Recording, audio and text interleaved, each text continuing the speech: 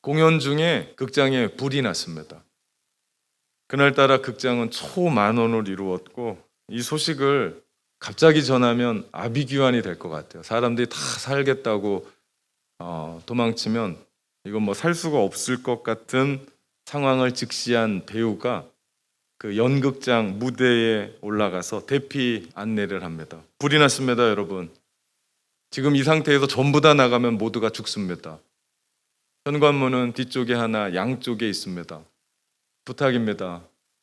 출입구 가까이 있는 분부터 자연스럽게 나갔으면 좋겠습니다. 그랬더니 관중들은 그 배우의 출연이 마치 연출의 한 장면인 줄 알고 가만히 있었어요. 배우가 너무 당황스러운 거예요. 다시 외칩니다. 불이 났습니다. 빨리 피하셔야 됩니다. 제발 출입구에 있는 분부터 나가십시오.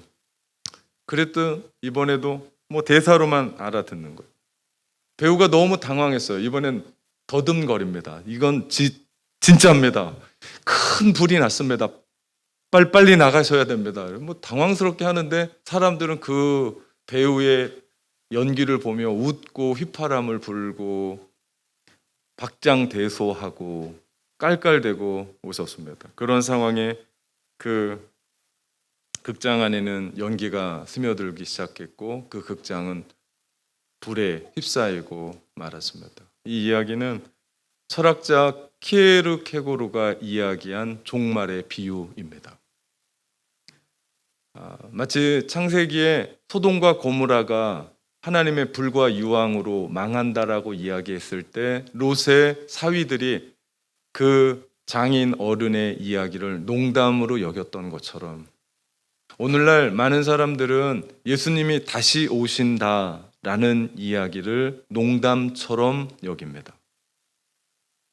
그러나 예수님이 이 땅에 오신다라고 하는 구약의 예언은 456번이나 있고 신구약 말씀을 통틀으면 1518번에 예수님이 다시 오신다라고 하는 그 예언, 초림의 그 예언이 실현되어서 주님이 이 땅에 오셨고 이 땅에 오시면서 회개하라 천국이 가까웠느니라 말씀하시며 하나님의 나라가 시작되었던 것처럼 주님이 하늘로 올라가셨다가 다시 오시겠다라고 말씀하시는 주님의 재림 역시도 벼랑간, 벼락처럼 갑자기 도둑이 오는 것처럼 우리 가운데 임할 겁니다. 농담이 아닙니다. 그럴 때 우리는 주님이 오셔서 시작된 그 하나님의 나라가 주님이 오심으로 말미암아 다시 오심으로 말미암아 그 나라가 완성될 겁니다. 우리는 그때를 준비하며 사는 거예요. 그 삶이 오늘을 하나님의 나라로 사는 삶입니다. 오늘 본문은 그 이야기를 해주고 있습니다. 한 부자가 먼 길을 여행을 떠나려고 했습니다. 그래서 3명의 종을 불러서 자기가 가지고 있는 재물을 나눠주기를 시작했습니다. 한 사람에게는 금 5달란트를, 또 한 사람에게는 금 2달란트를, 또 한 사람에게는 금 1달란트를 맡기고 떠났습니다. 그리고 오랜 시간이 흘렀습니다.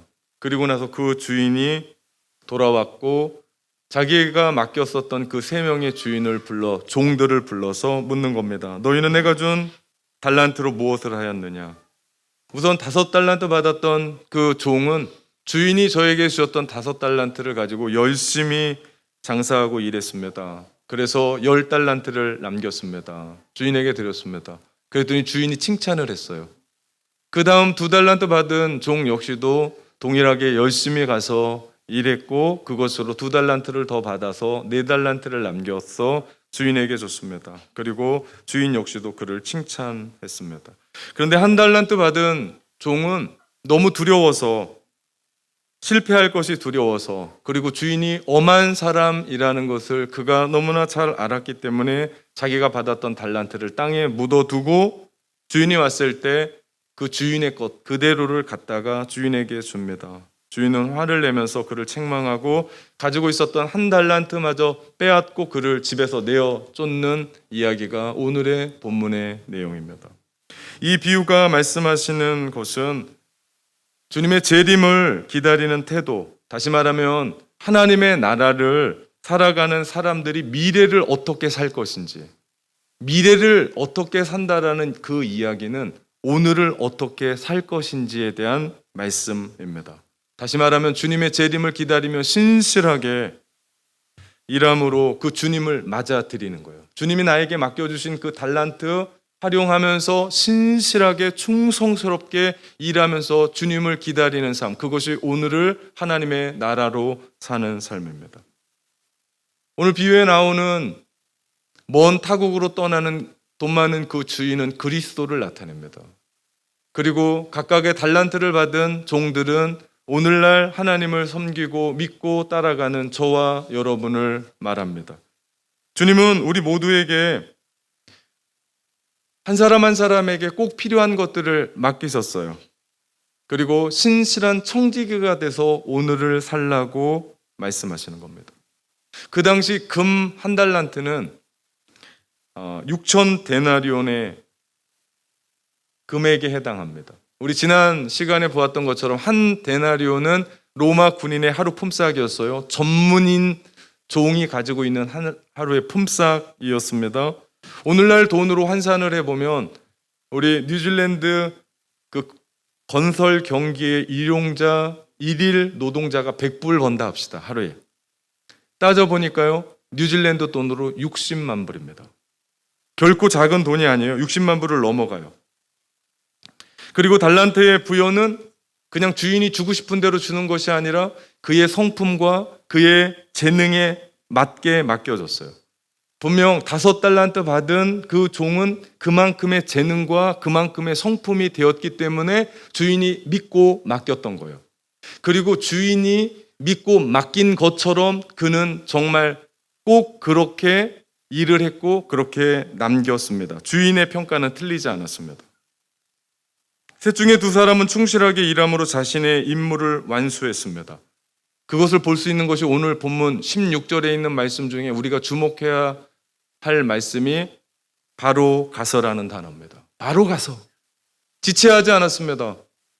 그거 가지고 바로 가서 그들은 일을 했습니다. 이것이 종의 행동을 묘사합니다. 주인이 여행을 떠나자 주인이 없는 거예요. 주인이 없습니다. 그럼에도 불구하고 주인이 맡겨줬던 그것을 가지고 그는 바로 가서 일합니다. 즉시 순종한 겁니다. 그 2종이 충실하게 주어진 책임을 온전히 수행하였음을 보여줍니다. 시간이 얼마 남은지 몰라요. 주인이 언제 올지 몰라요.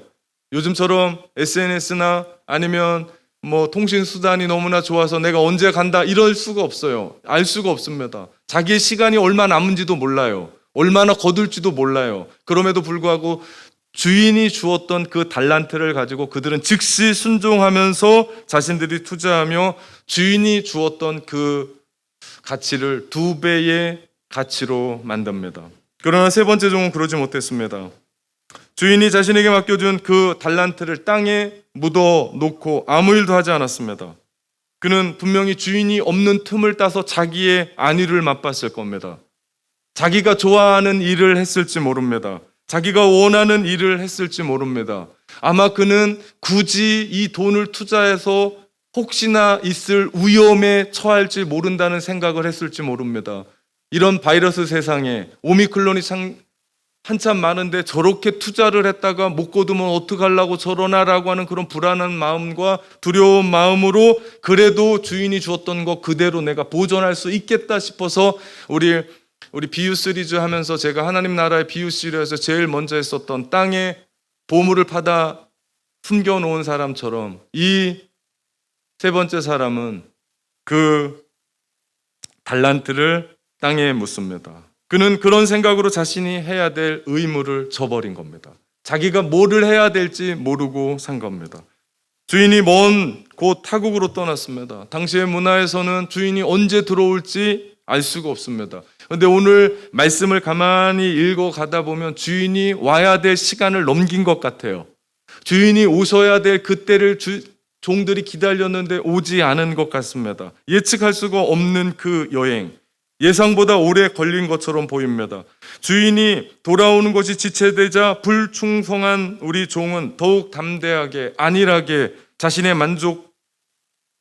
안위를 즐기며 주인이 주었던 그 재산에 대해서 결산할 준비가 전혀 안 된 삶으로 살았습니다. 그러던 어느 날 갑자기 벼란간, 벼락처럼 도둑이 오는 것처럼 주인이 돌아오고야 말았습니다. 그리고 종들을 불러서 결산을 시작합니다. 그때 5달란트 받은 종과 2달란트 받았던 종에게 주인은 똑같은 칭찬을 합니다. 그 말씀이 21절에 있는 말씀입니다. 잘하였도다 착하고 충성된 종아, 내가 적은 일에 충성하였으며 내가 많은 것을 내게 맡기리니 내 주인의 즐거움에 참여할지니라. 이 21절의 이 말씀은 5달란트 받은 사람에게 한 말씀입니다. 24절에 있는 말씀도 동일합니다. 한자도 틀리지 않습니다. 2달란트 맡은 사람에게 칭찬한 겁니다. 가만히 보면 절대로 그들에 대한 보상은 이익에 남긴 양에 비례하지 않습니다. 5달란트보다 2달란트가 적습니다. 그럼 우리는 5달란트를 더 칭찬해야 될 것 같은데 오늘 주인은 동일합니다. 동일하게 누가 더 남겨서 칭찬한 것이 아닙니다. 무슨 얘기입니까? 이것은 보상받는 것이 뭔가를 남겨서라는 것이 아니라는 것을 우리는 깨닫게 됩니다. 뭐였습니까? 그들의 신실함 때문입니다. 즉시 가서 그들의 주인의 것들을 받아가지고 그들이 열심히 살았던 그 신실함. 이 신실함이라고 하는 단어가 하나님께 쓰였을 때는 faithful입니다. 그런데 우리 사람에게 그 신실함이 쓰여졌을 때는 이 단어가 trustworthy니 있습니다. 신뢰할 만하고 믿을 만하고 내가 따라갈 만한 성품을 가진 사람. 주님이 우리 가운데 보시는 건 너 얼마 남겼냐가 아닙니다. 너 2배 남겼다 잘했냐가 아닙니다. 오늘 우리에게 맡겨줬던 그 달란트 가지고 그 재능 가지고 우리에게 맡겨주신 그 삶을 가지고 너 얼마나 신실했냐라고 우리 가운데 묻습니다. 저는 이 자리는 정말 눈물 나는 자리라고 생각합니다. 하나님 앞에 내가 예배자로 온라인이든 오프라인이든 하나님 앞에 예배자로 서서 신실하게 하나님을 예배하는 삶. 내가 어떤 어려움이 있고 힘듦이 있지만 아픔이 있지만 신실하게 하나님이 나에게 맡겨주셨던 그 삶의 자리 박차지 않고 그 자리에 서서 하나님을 하나님으로 섬기는 삶. 이게 신실함입니다. 그렇기 때문에 성경의 심판은 고린도 전서 3장 8절에 각각 자기 일한 대로 자기의 상을 받느니라 라는 말씀과 다르지 않습니다. 주인의 태도는 그가 은혜롭고 관대한 사람이라는 걸 볼 수 있습니다. 그는 충실한 종들에게 고난과 기회를 부여해 줄 뿐만 아니라 기쁨과 은혜를 누릴 수 있는 장을 마련해 준 거예요. 아무것도 없이 맨 땅에 헤딩하라고 한 게 아니에요. 정말 그들이 할 수 있는 능력과 성품 그대로를 한 사람 한 사람에게 맡기시고 너 이거 가지고 이 땅 살아가면서 최선을 다해라, 충성을 다해라, 신실하게 살아가라. 이 이야기는 주인이 뭔가를 더 많이 벌고 쟁취하고 돈 벌겠다는 얘기가 아니라 우리 때문이라는 것을 볼 수 있습니다. 오늘도 우리의 삶 가운데 생명을 주시고 가정을 주시고 직장과 사업장을 주시고 학교라고 하는 울타리를 주셔서 우리로 하여금 하나님이 그 삶을 살아내게 하셨을 때는 고난과 우리 안에 기회를 주신 거고 그것으로 말미암아 너희 행복해라, 너희 기쁨을 가져라. 주인이 뭔가를 쟁취하려고 한 것이 아니고 빼앗으려고 한 것이 아니라 우리 때문인 것을 볼 수 있습니다. 이게 천국입니다. 여기서 말하는 천국, 하나님의 나라, 천국은 영원히 아무것도 하지 않고 무료하게 그냥 지내는 그 땅에 가서 뭐 할까라고 하는 곳이 아니에요. 천국은 적극적으로 섬기는 곳이에요. 천국은 적극적으로 활동하는 곳이에요. 천국은 존귀와 영예가 가득한 곳입니다. 그곳에는 기쁨을 만끽할 수 있는 곳. 여러분, 그곳은 죽어서만 가는 것이 아니라 예수 믿는 그 시간부터 시작해서 우리에게 펼쳐진 그 하나님의 나라가 우리 안에 임하고 그 나라로 말미암아 우리가 기뻐할 수 있는 나라인 줄 믿습니다. 그러나 1달란트 받았던 종은 자기가 아무것도 준비하지 못했어요. 심지어는 심판을 모면하기 위해서 핑계대고 거짓말하는데 누구의 얘기까지 합니까? 어디서 들었는지 주인은 당신은 무자비한 사람이라고 들었습니다. 그런 주인이었습니까? 아니었습니다. 주인, 당신은 몰인정한 사람이고 냉혹한 사람이라고 들었고 이익만 추구하는 사람이라고 들었습니다. 지금 그런 얘기를 하는 겁니다. 그래서 내가 주인이 무서워서 그 돈을 땅에 묻었습니다 라는 얘기입니다. 아니, 한 달란트 받은 종이 주인을 모르냐고요. 주인이 먼 길을 떠났을 때 모르는 종에게 불러서 그에게 한 달란트 준 게 아니라는 얘기죠. 근데 마치 이 한 달란트 받은 종은 주인을 모르는 것처럼 어디에서 주인에 대한 소문을 들었는지 모르지만 그런 이야기하면서 자신의 잘못을 모면하고 핑계대고 변명하고 있다라는 사실이죠. 주인의 친절을 모독하고 책임을 전가하는 전형적인 태도, 핑계대고 변명하고 뒤로 도망가고, 그가 이야기했었던 주인의 평가는 사실이 아니었습니다. 변명이었고 핑계뿐이었습니다. 정말 주인이 그렇게 두려운 사람이었다라고 생각하면 그 60만 불 넘는 돈 은행에 넣어서 이자라도 받아 먹었어야 될 거예요. 주인이 1년 갔다 돌아오는 게 아니에요. 10년이었을지도 모르고 20년이었을지도 모릅니다. 그렇게 해서 쌓였던 이자가 있다라고 그러면 그는 아무 말도 하지 못했을 겁니다. 그러나 그가 얘기하는 건 거짓말입니다. 그는 주인에게 대해 불충실했습니다. 게을렀습니다. 나태했습니다. 주인을 공경하지도 않았습니다. 두려워하지도 않았습니다. 심지어는 어디에서 들었었던 잘못된 낭설을 가지고 주인은 그런 사람이라고, 몰지각한 사람이라고, 아주 냉소적인 사람이라고, 그는 아주 냉혹한 사람이라고, 남의 노동력을 착취하는 사람이라고까지도 주인을 편하하는 이야기를 듣습니다. 그리고 그는 주인을 공경하지도 않았고 두려워하지도 않았습니다. 그 결과 그 종의 결론은 어떻게 됩니까? 무익한 종에게, 오늘 30절 말씀, 이 무익한 종을 바깥 어두운 데로 내쫓으라. 거기서 슬피 울며 이를 갈리라. 지옥을 얘기합니다.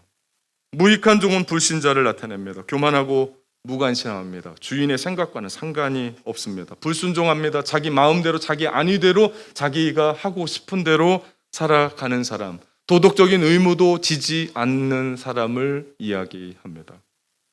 이 비유는 주님의 재림을 어떻게 생각해야 될지 진지하게 다루고 있습니다. 특별히 오늘 달란트의 비유는 주님이 언제 오시든지 우리에게 신실함을 요구합니다. 주님이 언제 오실지 모르지만 우리가 어떻게 살아야 될지에 대한 행동을 이야기합니다. 다시 말해서 우리가 오늘을 하나님의 나라로 살아가야 되는 이유를 제대로 보여주는 본문이라고 할 수 있습니다. 그렇다면 어떻게 살면 좋을까요? 어떻게 살아야 다시 오실 주님을 기다리는 삶으로 살아갈 수 있고, 어떻게 살아야 그 삶이 오늘을 하나님의 나라로 잘 사는 삶이 될 수 있을까요?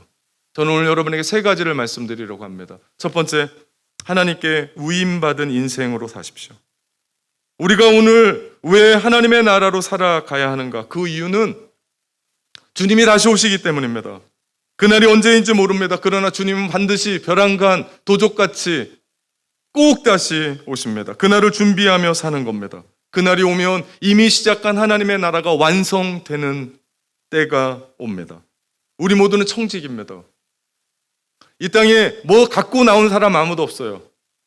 부모 잘 만나서 뭔가 얻는 사람이 있을지 모르지만 이 땅 오면서 뭔가 갖고 온 사람 아무도 없고, 죽을 때 뭔가 갖고 가는 사람 아무도 없습니다. 무슨 얘기입니까? 우리가 이만큼 뭔가 붙잡고 살아가는 모든 것, 하나님이 우리 가운데 주신 거라는 겁니다. 하나님이 우리에게 모든 것 위임해서 주셨어요. 주인은 그분 거예요. 근데 마치 우리에게 주신 거예요. 그래서 주인처럼 그 모든 것을 사용하는 게 우리입니다. 생명부터 시작해서 우리가 가진 가정부터 시작해서 돈부터 시작해서 직장부터 시작해서 능력부터 시작해서 재능부터 시작해서 모든 것이 하나님이 우리 가운데 위임해 주신 겁니다. 그렇기 때문에 우리는 그 위임해 주신 걸 믿고 위임해 주셨던 것 이 땅 살 때만 가져요.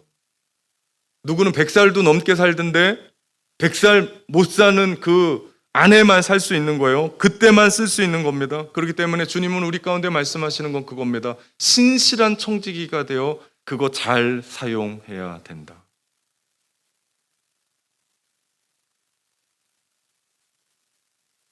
우리에게 주어진 것들은 가만히 보면 나의 의지와 아무런 상관이 없습니다. 태어났더니 내가 그 나라인 거예요. 태어났더니 그 가정인 거예요. 태어났더니 그 부모인 거예요. 태어났더니 형제 자매가 있는 거예요. 태어났더니 이름이 있는 거예요. 태어났더니 성별도, 태어났더니 능력도, 심지어는 외모까지도. 내가 바꿀 수 있는 건 아무것도 없습니다. 물론 요즘 성형도 하더만요. 그래도 그 잠깐이지 뭐 그것 완전히 바꾸겠습니까? 바꿀 수 있는 건 아무것도 없어요. 하나님이 우리 가운데 전부 다 믿고 맡기신 겁니다. 그러면 나에게 주셨던 것 그거 그대로 받아들이면서 맡을 자에게 구할 것은 충성이라고 우리가 하나님 앞에 그렇게 충성하며 사는 겁니다. 이게 지혜로운 거예요. 그런데 어리석은 사람은 어떻게 합니까? 불평합니다. 하나님 왜 그런 가정입니까? 하나님 왜 내 얼굴이 이렇습니까? 하나님 왜 이렇게 돈이 없는 겁니까? 내가 할 수 있는 것이 아무것도 없지 않습니까? 그렇게 불평한들 변한 건 아무도 없습니다. 그렇게 불평해서 변할 수 있다면 전 여러분에게 이런 설교 안 할 겁니다. 불평하십시오. 마음대로 하십시오. 그러면 여러분이 변할 수 있다면 변하는 건 하나입니다. 얼굴밖에 안 변해요. 정말 보기 싫은 얼굴로 변합니다. 아무것도 변하지 않습니다. 하나님께서 나에게 위임해 주신 모든 걸 가지고 학생이면 학생답게, 부모면 부모답게, 자녀면 자녀답게, 성도면 성도답게, 직장이면 직장인답게, 사업가면 사업가답게 삶을 사는 겁니다. 중요한 건 내가 5달란트냐 2달란트냐 비교하는 게 아니에요. 왜 쟤는 5달란트인데 왜 나는 2달란트고 왜 저 사람은 1달란트입니까? 이렇게 비교 우위할 필요가 없다고요. 주어진 것에 신실하게 행동하고 순종하는데 중요한 부분이 있습니다. 내 삶은 위임받은 겁니다. 오늘 하나님의 나라로 살기 원하십니까? 그렇다면 하나님께서 여러분에게 위임한 대로 사십시오. 중요한 건 하나님이 나한테 뭘 맡기셨냐는 거예요. 이것도 모르고 사는 사람이 있어요. 나에게 뭘 맡긴지도 모르고 남 맡긴 것만 쳐다보면서 부러워하고 아쉬워하고 한탄하고 낭망하고 절망하며 살아가는 사람들이 너무나 많아요. 아니요. 나한테 주신 게 얼마나 소중하고 얼마나 귀한지를 먼저 깨닫는 겁니다. 하나님이 나에게 무엇을 위임해 주셨는지를 깨닫고 그대로 행동하며 살아가는 겁니다. 어떻게 해요? 신실하게. 아까 제가 말씀드렸습니다. 그 사람을 따라가고 싶은 거예요. 신뢰하고 싶은 거예요. 믿고 싶은 거예요. 그렇게 주님이 나에게 맡겨주셨던 그 부분대로 내가 그렇게 살아가는 겁니다. 반드시 주님 다시 오십니다. 반드시 오십니다. 그때 주님은 여러분에게 맡긴 것을 회개하실 겁니다. 따지실 겁니다. 심판하실 겁니다. 물으실 겁니다. 내가 너에게 맡겨준 것 너 어떻게 했니? 내가 너에게 그렇게 맡겨주신 것 가지고 너 뭐 했니? 물으실 때 우리 대답할 말이 있어야 돼요. 그 대답할 말이요, 오늘을 하나님의 나라로 사는 삶입니다. 여러분 반드시 하나님 본전의 앞에서 너 뭐 했니? 내가 너한테 줬던 것 가지고 뭐 했니? 물으실 때 오늘을 하나님의 나라로 살지 않으면 우리는 할 말이 없다. 두 번째, 게으름으로 살지 마십시오. 1달란트 받은 사람이 땅에 묻었다가 주인에게 책망을 받고 쫓겨난 그 사람은 실패한 인생이고 책망받은 인생입니다. 주님이 우리 가운데 이 말씀을 하신 건 너희는 그렇게 살지 말라는 말씀입니다. 1달란트 받은 이 종의 문제는 게으름이었습니다. 아무것도 하지 않았어요. 땅은 어떻게 팠나 모르겠습니다. 그죠? 아무도 모르게 깊게 파야 잘 보관해야 그 보관할 수 있는 거잖아요. 그리고 주인이 왔을 때 그거 게을렀는데 어떻게 숨겼는지 그거 찾아가서 뺐는지 잘 모르겠습니다. 여하튼 땅에 묻고 아무것도 하지 않았습니다. 게을렀습니다. 1달란트의 문제는 게으름이었어요. 그런데 성경은 뭐라고 얘기합니까? 너 게으르다고 얘기하지 않습니다. 뭐라고 얘기합니까? 악하다고 얘기합니다. 26절 그 주인이 대답하여 이르되 악하고 게으른 종아. 여러분 게으름은 성품이 아니에요. 쟤는 원래 타고난 그 삶이 느긋해서가 아니에요. 게으름은 악한 거예요. 영적인 부분을 악하다라고 얘기합니다. 하나님께서 우리에게 가까이 주신 달란트가 있습니다. 그런데 그거 게으름 때문에 변명하고 핑계대고 아무것도 할 수 없다라고 이야기하는 그것은 악한 거라고요. 하나님 우리 가운데 악한 거라고 얘기합니다. 그렇기 때문에 그 게으름 때문에 그 사람은 악한 거였기 때문에 어떻게 합니까? 그는 지옥에 갑니다. 그는 슬피 울며 이를 갈미 있으리라. 바깥 어두운 데서. 오늘 하나님의 나라로 살아가는 사람들은 절대 게을러서는 안 됩니다. 내일로 미뤄서는 안 돼요. 내일 하지. 여러분 내일이 있습니까? 내일은 없습니다, 여러분. 오늘밖에 없어요. 우리에겐 오늘을 하나님 나라로 열심히 신실하게 살아가는 거예요. 다시 말하면 할 일을 못해서 저런 핑계 이런 핑계 이랬습니다 저랬습니다가 아니라 오늘 그 일들을 해내는 사람들. 그렇기 때문에 게으름은요 악한 거라고 알고 깨달아야 돼요. 이것의 역사는 어제 오늘의 얘기가 아니에요. 그 역사는 창조 시작이었던 에덴 동산에서 일어났었던 일입니다. 하나님이 따먹지 말라고 했었던 선악과를 따먹었거든요. 그때 하나님께서 아담과 하와를 찾아오셨어요. 그러면서 아담아 왜 선악과 따먹었니? 기회가 있었어요. 무슨 얘기입니까? 그렇게까지 끝까지 안 갈 기회가 있었어요. 하나님 죄송합니다. 제가 잘못했습니다. 하나님의 말씀을 듣지 않았습니다. 그러면 인류 역사가 바뀌었을 거예요. 그런데 뭐라고 얘기합니까? 책임을 전가합니다. 핑계합니다. 변명합니다. 누구에게요? 여자에게요? 아닙니다. 그 말씀을 가만히 읽어보면 하나님이 주신 저 여자가 먹으라고 했습니다. 이건 여자에게만 핑계된 겁니까? 아니요. 저런 여자를 나한테 주셔서 내가 그거 먹었던 누구 핑계된 겁니까? 하나님 핑계된 겁니다. 그 죄를 하나님께로 전가한 겁니다. 아니 처음엔 어땠습니까? 내 뼈 중에 뼈요 살 중에 살이요. 그는 납니다 라고 하는 그 표현이 죄 짓고 나니까 뭐라고 얘기하는 겁니까? 저 여자가. 예. 하나님께로 전가하는 것, 이게 뭡니까? 악한 겁니다. 우리가 오늘을 하나님의 나라로 살기 위해서는 악하면 안 됩니다. 악하면 다 깨집니다. 절대로 게을러서는 안 됩니다. 하나님의 나라를 살 수가 없습니다. 신실할 수가 없습니다. 게으른 사람 믿을 수 있습니까? 게으른 사람 여러분이 뭔가를 맡길 수 있겠습니까? 오늘 이 예배도요, 신실하지 않으면 못 드려요. 아니, 참석이 아니고 오늘 이 자리에는 정말 텅 비어 있었습니다. 갈 때 다 싸놓고 가야 될 거예요. 누군가 한 사람이 어떤 일들을 펑크내면 마이크가 되지가 않습니다. 누군가 한 사람이 자기가 하는 어떤 일들을 펑크내면 이 예배가 예배되지 않습니다. 여러분, 여러분이 누군가에게 뭔가를 맡깁니까? 여러분이 그런 생각하는 것처럼 주님이 나에게 맡겨주셨습니다. 어떻게 해요? 믿고. 사실은 우리가 하나님을 믿는 것보다 하나님이 우리를 믿는 것이 더 크다고 전 봅니다. 나 같은 사람에게 가정을 맡기셨고, 나 같은 사람에게 이런 너무나 아름다운 공동체를 맡기셨고, 나 같은 사람에게 자녀 4명을 맡기셨고, 나 같은 사람에게 성도들을 맡기셨다라는 그 은혜가 너무나 커서 내가 어떻게 하나님 앞에 이 삶을 살아내야 될지 잠이 오지 않을 때가 있고 자다가 벌떡 깰 때가 있고, 여러분 하나님 앞에서 나에게 맡기셨던 이 인생 얼마 살지 모르지만 어떻게 살아가야 될지 모르지만 이런 신실함으로 하나님 앞에 서서 나에게 맡겨주셨던 그 아이들 품고, 나에게 맡겨주셨던 아내와 남편을 품고, 가정을 품고, 나의 인생을 품고, 나의 재능과 나에게 주셨던 그 달란트를 품고 살아갈 때 그는 분명 오늘을 하나님의 나라로 멋지게 살아갈 줄 믿습니다. 세 번째요, 사명대로 사십시오. 분명 한 달란트 받은 사람은 불평이 있었을지 모릅니다. 하나님 왜 쟤는 300불인데 아니죠. 300만 불인데 왜 난 60만 불입니까?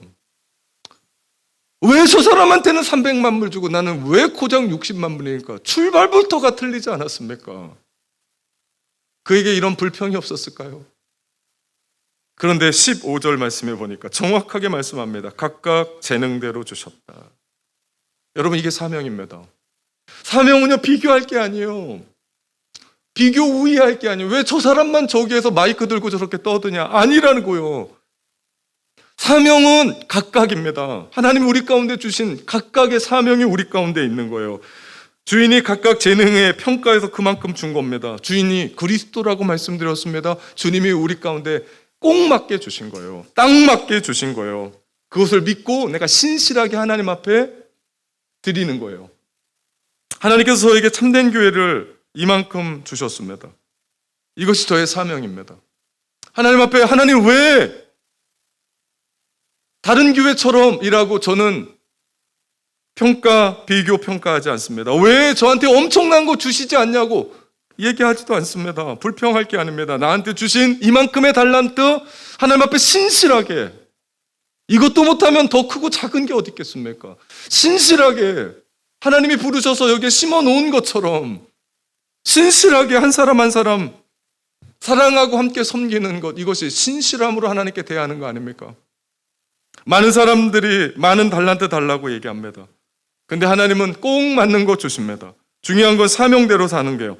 많은 것 좋은 게 아니고 적은 것 나쁜 게 아니고 하나님이 나에게 꼭 맞는 것 주셨다. 그러면 또 말씀드립니다. 맡은 자에게 구할 것은 충성이라고, 우리가 죽도록 충성하며 사는 겁니다. 사명대로 삽시다. 하나님이 여러분에게 맡겨주셨던 그대로 신실하게 충성되게 오늘을 살아가는 겁니다. 그런 삶 살아내는 것, 지금 여러분이 가지고 있는 그것이 무엇입니까? 학식입니까? 지식입니까? 재물입니까? 재능입니까? 능력입니까? 수많은 것 주님께서 여러분에게 맡기셨습니다. 그렇다면 너무 아끼지 말고 아까워하지 말고 주를 위해 아름답게 씁시다. 언제 쓰려고 그거 아낍니까? 그거 아끼면 설교 시간에 이렇게 하기가 좀 얘기하는데 그거 무엇밖에 안 됩니다. 아끼지 마십시오. 시간이 얼마 없습니다. 주님을 위해 사명대로 여러분의 삶을 주님께 맡겨드릴 때 우리 주님 여러분을 통해서 기뻐하시는 줄 믿습니다. 이것이 오늘을 하나님의 나라로 살아가는 삶입니다. 하나님의 나라 완성이 가까이 오고 있습니다. 누가 알았겠습니까? 3년여 바이러스로 말미암아 이런 고통을 받을지. 누가 알았겠습니까? 마스크 쓰고 이렇게 설교할지. 누가 알았겠습니까? 전쟁이 없을 줄 알았는데 큰 나라가 작은 나라를 침투하여 또 들어갔습니다. 누가 알았겠습니까? 우리 삶에 어떤 일들이 어떻게 더 올지 모릅니다. 중요한 것은 주님이 오실 날이 멀지 않았다는 겁니다. 그렇다면 우리가 주님 오실 날을 기대하며 오늘을 신실하게 살아가는 겁니다. 오늘 셀 모임하면서 이런 질문을 함께 던져보면 어떨까요? 하나님께 위임받은 삶을 나는 살고 있는가? 나는 게으르지 않는가? 나는 사명대로 살고 있는가? 사랑하는 참된 가족 여러분, 주님을 기다리며 오늘을 하나님의 나라로 삽시다. 아멘.